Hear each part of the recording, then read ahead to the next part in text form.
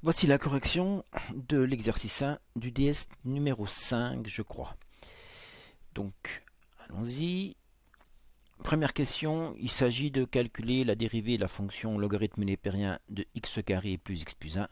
Et évidemment, on utilise la formule dérivée de logarithme népérien de u égale u' sur u, ce qui nous donne ici g' de x égale 2x plus 1, dérivée de x carré plus x plus 1, divisé par u, x carré plus x plus 1. On est bien d'accord qu'ici, u, c'est x carré plus x plus 1. Donc, il s'agissait de la réponse D, je crois. Deuxième question, limite de la suite à n qui est ici. Alors, celle-ci est assez facile. On sait dans le cours que la limite quand n tend vers plus l'infini de 0,4 puissance n, c'est 0, car 0,4 est compris strictement, alors même on peut mettre inférieur égal, donc supérieur égal à 0 et inférieur strictement à 1. Donc on applique les propriétés du calcul de limite. Ici on a la forme limite 10 moins 2 fois 0, donc la limite de a puissance de a indice n c'est 10, donc c'est la réponse C.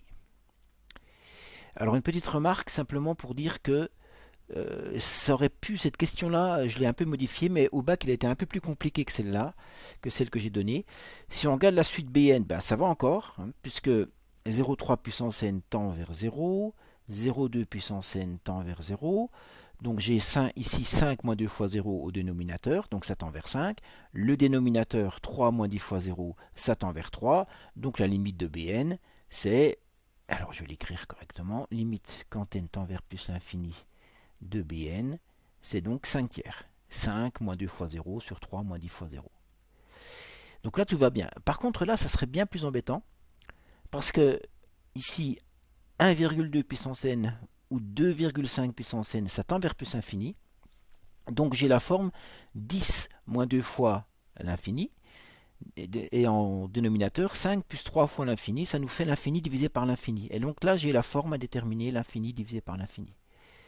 Et celle-là est bien plus embêtante, puisqu'il va falloir transformer un petit peu l'écriture pour espérer avoir la limite. Alors la méthode, hein, je vous la rappelle, quand on a une forme à déterminer l'infini divisé par l'infini, il faut s'occuper des termes dominants et donc les mettre en facteur. Donc ce qui donnerait quelque chose comme ça, vous allez voir, c'est assez quand même intéressant à regarder. Je mets 1,2 puissance n en facteur. Il me reste ici 10 divisé par 1,2 à la puissance n, moins 2, ok. Au dénominateur, 2,5 à la puissance n que je mets en facteur, il me reste 5 sur 2,5 à la puissance n, plus 3. Voilà. Et qu'est-ce qui va se passer ici? Il faut absolument que je regroupe ces termes-là ensemble, sinon je ne lève pas la détermination. Et là, en fait, j'ai 1,2 divisé par 2,5 à la puissance n. Et puis donc toujours ce reliquat qui est là. Voilà. 10 sur 1,2 à la puissance n moins 2 et 5 sur 2,5 à la puissance n plus 3. Alors cette partie que j'ai écrite en blanc ne pose pas trop de problèmes, puisque 1,2 à la puissance n tend vers plus infini, 10 divisé par 1,2 puissance n tend vers 0, donc j'ai 0 moins 2, donc cette partie-là va tendre vers moins 2.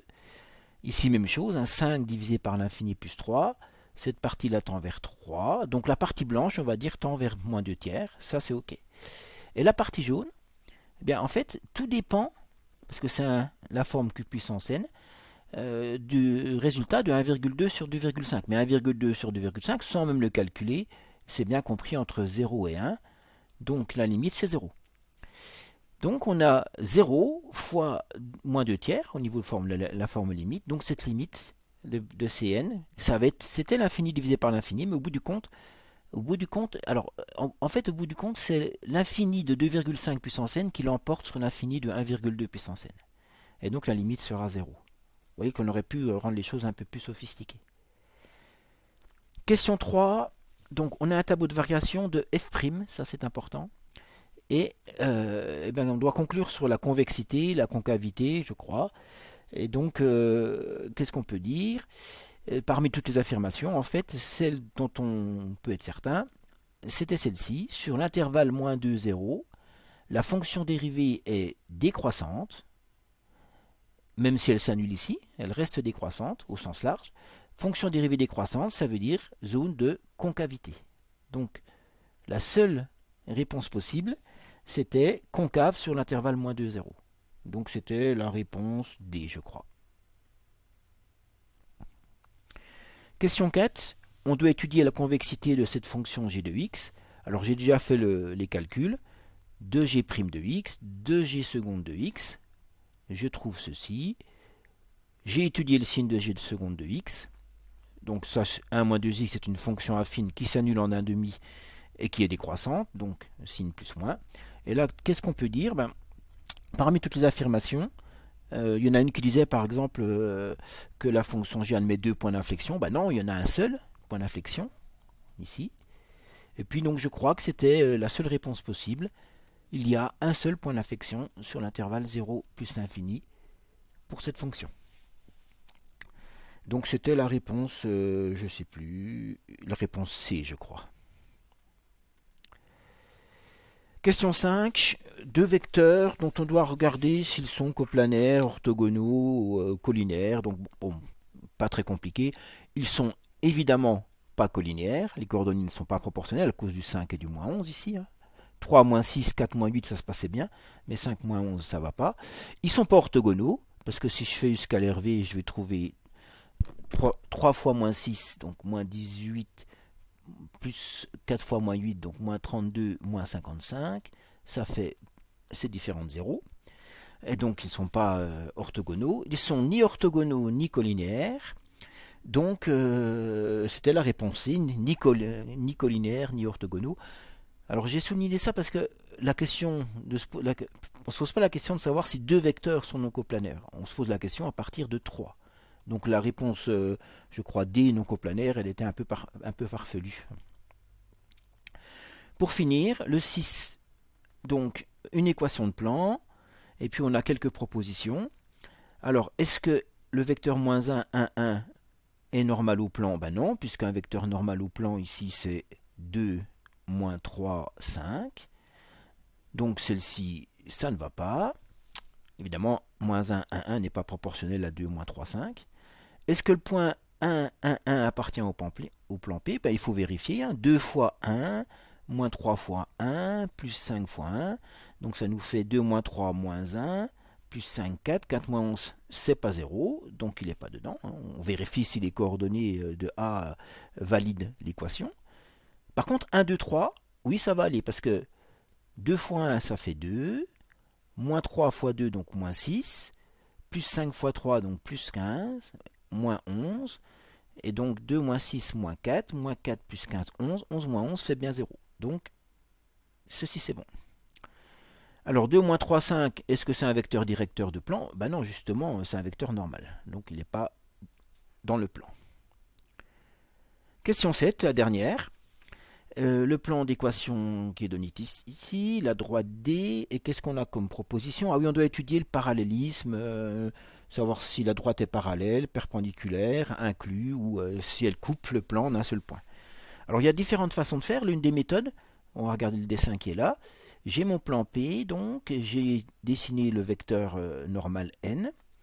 J'ai une droite D, j'ai dessiné alors le vecteur directeur de la droite, c'est 3, moins 2 et 0. Il ne faut pas oublier ce 0 ici. Et donc il y a un point qui est 5, 3, 1. Donc voilà, la droite, elle passe par ce point et est dirigée par là, par ce vecteur. Alors qu'est-ce qu'on va regarder ici? Je crois que ce qui est intéressant, c'est de voir que si je fais le produit scalaire de U et de N, je vais trouver 3 fois 2, 6, moins 6 plus 0, donc 0. Donc le vecteur U est orthogonal au vecteur n. Ce qui veut dire que la droite, elle est parallèle au plan P. Alors la droite, elle pourrait être aussi inclue dans le plan P. Pour savoir si, et je ne suis pas dans ce cas de figure, il faut que je regarde le point A. Est-ce qu'il est dans le plan ou est-ce qu'il ne l'est pas? Or, si je fais ici, je remplace x, y, z par 5, 3, 1, 2 fois 5, 10, plus 3 fois 3, 9, moins 1, plus 2, eh ben, ça ne fait pas 0. Donc le point A, il est bien à l'extérieur du plan. Et puis donc, puisque le vecteur U est orthogonal au plan N, la droite devient parallèle strictement au plan P. Donc, c'était, je crois, parallèle au plan P, la réponse A. Voilà. Alors, il y avait une autre façon de faire pour savoir qu'elle était parallèle. On aurait pu essayer de trouver les points d'intersection entre les deux. Mais si je recherche les points d'intersection, je vais faire donc 2 facteur de 5 plus 3t, plus 3 facteur de 3 moins 2t, moins z, donc moins 1, plus 2, égale à 0. Et ça me donne quoi? 10 plus 6t, plus 9, moins 6t, plus 1, égale à 0. Et toute la problématique vient du 6t moins 6t qu'on a intérêt à écrire 0t en fait. 0 fois t. Et donc j'ai 10, 19 et 1, 20. 0 fois t égale moins 20. Et bien là, c'est une équation qui est évidemment impossible. Il n'existe pas de t tel que 0 fois t égale moins 20. Et donc, il n'y a pas de point d'intersection. Et la seule possibilité pour qu'il n'y ait pas de point d'intersection entre la droite D et le plan P, c'est que la droite soit parallèle. Voilà, cette correction est terminée.